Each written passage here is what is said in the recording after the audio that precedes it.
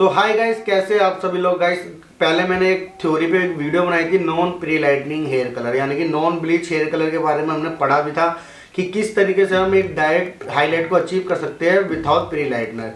Guys pre lightener के साथ तो हम कर ही सकते हैं, लेकिन हमने उस टॉपिक पे बात करी थी किस तरीके से हम ऐसे हाई लिफ्टिंग कलर को सिलेक्ट करके हाईलाइटनिंग कर सकते हैं जिससे आप नॉन प्री लाइटनिंग कलर यानी हाईलाइट आप अचीव कर सकते हैं।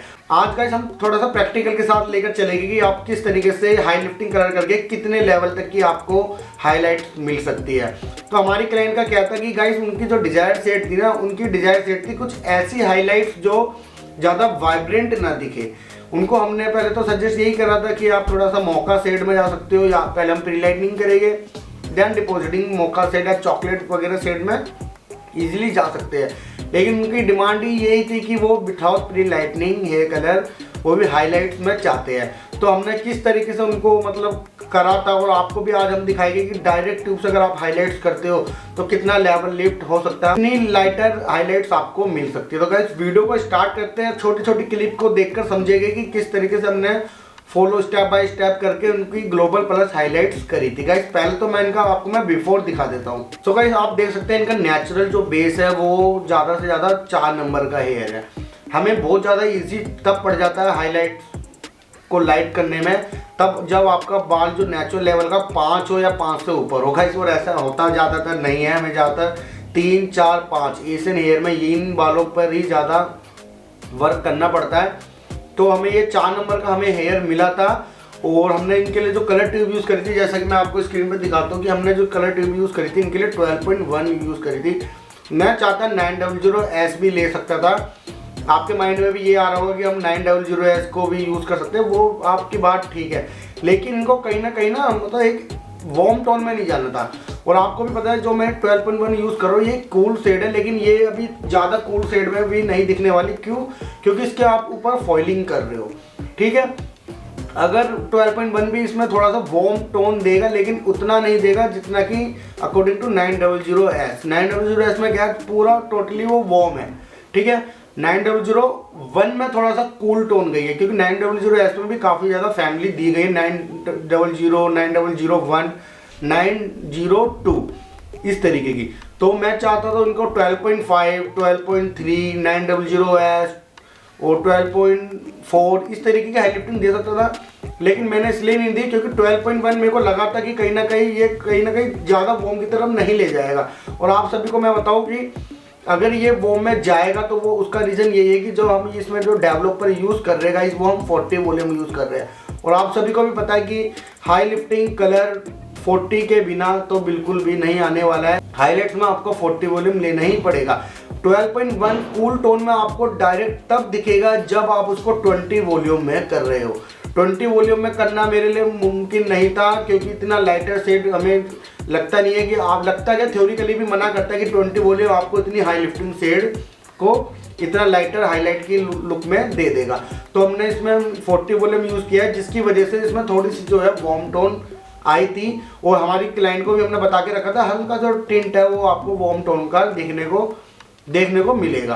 तो उसका रीज़न भी मैंने आपको बता दिया। 40 वॉल्यूम जो है वो कलर की रिफ्लेक्शन को ब्लास्ट कर देते हैं, ठीक है। वो उसमें सिर्फ डेप्थ बची होती है। अगर आप 12 नंबर के ट्यूब से भी खाली अगर 13 नंबर 12 के नंबर से भी अगर हाईलाइट्स करोगे ना, तो उसका भी रिजल्ट यही देखने को मिलेगा। लेकिन कहीं ना कहीं 0.1 जो है हमारा कहीं ना कहीं वो कूल टोन की तरफ ले जाता है। तो हमने इसी तरीके से 12.1 40 वॉल्यूम के साथ इनकी सारी हाईलाइट्स बांधी थी। और हाईलाइट्स का भी मैं आपको बता दूं कि किस तरीके से मैं इनकी हाईलाइट्स बांधी थी।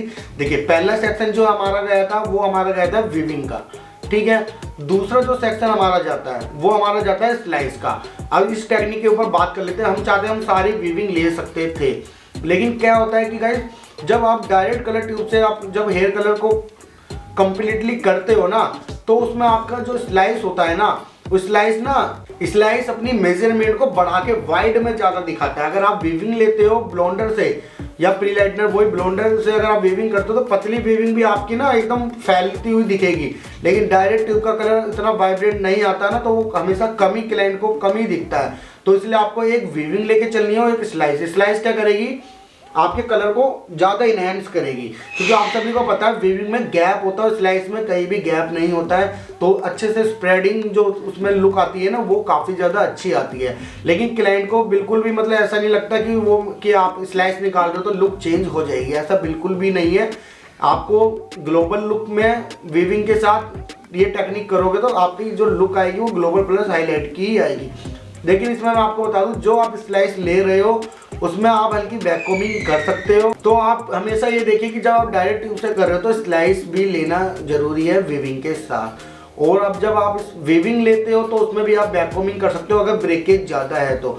अगर आपने बैककोमिंग नहीं करी तो क्या लुक आता है कि क्लाइंट की हमेशा यही शिकायत रहेगी कि जो हमारी हाईलाइट्स है वो ऊपर ज़्यादा दिख रही है, नीचे हाईलाइट्स कम दिख रही है। वो हमेशा उसी की वजह से होता है कि उनकी ब्रेकेज को भी हम साथ में कलर करते हुए चले जाते हैं, ब्रेकेज को हटाते बिल्कुल भी नहीं है। क्योंकि गाइस आपको पता, जब आपने कोई सेक्शन की वीविंग ली है, ऊपर ब्रेकेज है नीचे ब्रेकेज नहीं है, तो बालों की क्वांटिटी हमेशा कहाँ ज़्यादा रहती है, ऊपर। तो कलर भी सबसे ज़्यादा आपको ऊपर ही देखने को मिलेगा। क्यों ना हम उसको बैककोमिंग करके या फिर एयर टच टेक्निक करके उस ब्रेकेज हेयर को निकाल दे और तब हाईलाइट्स ले, तो एकदम इवन लुक आएगी। कम दिखेगा कलर लेकिन क्लाइंट को हमेशा इवन लुक आएगी। ऐसा नहीं आएगा कि हाईलाइट्स हमेशा ऊपर को देखने को मिल रही है। हाईलाइट्स हमने पूरी बांध दी थी तो गाइस हमने इनका फिर ग्लोबल करा था। ग्लोबल हमने गाइस साथ में इसलिए करा है क्योंकि इनका जो कलर है डायरेक्ट ट्यूब से है। अब देखो क्या होता है गाइस, जब हम प्री लाइटनिंग से हाईलाइट करते हैं तो हम पहले उसको साथ में रिमूव कर देते हैं, फिर ऐसा हाई लिफ्टिंग कलर डिपॉजिट कर देते हैं ताकि वो हाईलाइट को भी मेंटेन करे और बेस को भी उठा दे। लेकिन हम ग्लोबल के लिए जो कलर यूज़ करा है वो हमने यूज़ करा है 4.15, क्योंकि गाइस हाईलाइट जो है हमारी इतनी वाइब्रेंट नहीं है, तो उसके हिसाब से हमें जो इनका बेस जो है हमें डाल कर रखना पड़ेगा। बेस अगर हमने उनको हाई लिफ्ट ज़्यादा दिया, वहाँ हमारी हाईलाइट्स बिल्कुल भी नहीं दिखेगी, वो टेक्निक चलेगी हमारी लो लाइट्स में। ऐसा आप लो लाइट्स में कर सकते हो कि क्लाइंट कहते हैं कि हाईलाइट्स होनी चाहिए लेकिन इतनी वाइब्रेंट नहीं होनी चाहिए। तो हमने साथ ही ग्लोबल लिया, अगर सब पे लगा देते तो 4.15 मॉगनी, उसमें आपको पता है एस भी है और 4 की डेप्थ आपको पता है कितनी डार्क होती है, वो सारी हाईलाइट को रिमूव कर देता और 4.15 का ही प्रॉपर ग्लोबल हमें देखने को मिलता। तो साथ में हमने पूरा ग्लोबल लगा दिया था। देन हमने जो वेट किया था वो गाइस ज़्यादा वेट हमने नहीं किया था, हमने सिर्फ 35 मिनट्स वेट किया था। इनको हमने रिंस आउट किया। पहले हमने इनका कभी भी अगर आप साथ में ग्लोबल और हाईलाइट एक साथ कर रहे हो तो आपको बोस की टेक्निक में आपको बता दूं, सबसे पहले आपको किसी की हेल्प लेके फॉइल को पकड़वाना है, देन सारा ग्लोबल आपको निकाल देना है। रिंस आउट, पहले एकदम से शैम्पू नहीं करना। सारा ग्लोबल अगर आपका निकल गया, 90% भी निकल गया, आपको लगता है कि 10% कलर है, तो 10% से ऐसा कुछ भी नहीं है कि आपकी वो हाईलाइट्स पे चढ़ जाएगा, क्योंकि उसमें अभी भी आपका प्रोडक्ट लगा हुआ है हाई लिफ्टिंग के आगे, और जो कलर डीएक्टिवेट हो चुका है वो इतना नहीं चढ़ सकता। तो आपको 10% भी लगता है कि कलर है तो आप तुरंत फॉइल को निकालें, साथ में आपको वॉश आउट कर देना है। देन आपको अच्छे से शैम्पू कंडीशनर करके क्लाइंट को अपनी स्टाइलिंग दे सकते हैं। और गाइस ये जो छोटी छोटी जो मैंने आपको क्लिप दिखाई है वो उसका मैं आपको फाइनल रिजल्ट भी दिखाता हूँ कि मैंने आपको बता दें कि इसमें मैंने बेस के लिए 4.15 किया था और हाई लिफ्ट कलर यूज किया था 12.1 मैजियल का हाई लिफ्टिंग कलर है 40 वॉल्यूम के साथ। अब आपको इनके फाइनल रिजल्ट में थोड़ी सी जो है हाईलाइट पे वार्म टोन देखने को मिलेगी। अब हमें क्या था कि क्लाइंट ने तो कूल टोन मांगी थी, लेकिन गाइस मैंने उसका रीज़न बता दिया, अगर आप 40 वॉल्यूम के साथ काम करते हो आप कितना भी कूल शेड ले लो वो वार्म टोन देगा ही देगा, ठीक है। और अब इसमें क्वेश्चन ये बनता है कि हम 9W नंबर ये सब ले सकते थे, क्योंकि अगर उसको हम लेते तो वो और वार्म आता अकॉर्डिंग टू इसके। हमारी काफ़ी ज़्यादा खुश थी और आई होप गाइस आपको अच्छे वीडियो समझ आ गई होगी, आपको भी समझ आ गया होगा कि मैं क्या समझाने की कोशिश कर रहा हूँ कि आप भी direct high lifting colour use करके हाईलाइट्स कर सकते हो। क्योंकि काफ़ी ज़्यादा लोगों के अंदर यही माइंड रहता है कि हाई लिफ्ट कलर यूज़ करके कितनी मतलब लिफ्टिंग हमें मिल जाएगी ये वगैरह वगैरह। लेकिन 3 नंबर का अगर आपका बाल होगा तो गाइस यहाँ थोड़ी सी आपको वाइब्रेंसी थोड़ी सी कम दिखेगी, लेकिन उसका भी टेक्निक है।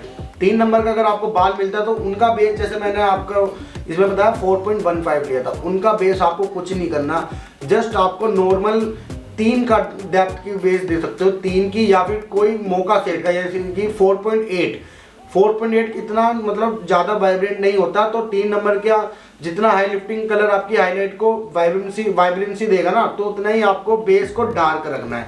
बेस जितना डार्क रहेगा उतनी आपकी हाईलाइट ज़्यादा दिखेगी। बेस जितना लिफ्ट रहेगा तो हाईलाइट्स आपकी उतनी कम दिखेगी, इसलिए हाईलाइट और बेस का लेवल मैक्सिमम 2 लेवल आपको लिफ्ट लेके रखना है। अगर बेस आपका 4 का है तो हाईलाइट्स आपकी 6 की होगी, बेस आपका 6 का है तो हाईलाइट्स आपकी 8 की होगी।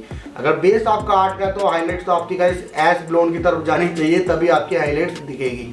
तो आई होप गाइस आपको जो वीडियो समझ आ गई होगी। तो गाइस मिलते हैं अगली नेक्स्ट वीडियो में। Okay, take care, bye bye. और रिजल्ट फाइनल देखिए, जरूर बताना कि आपको ये रिजल्ट कैसा लगा।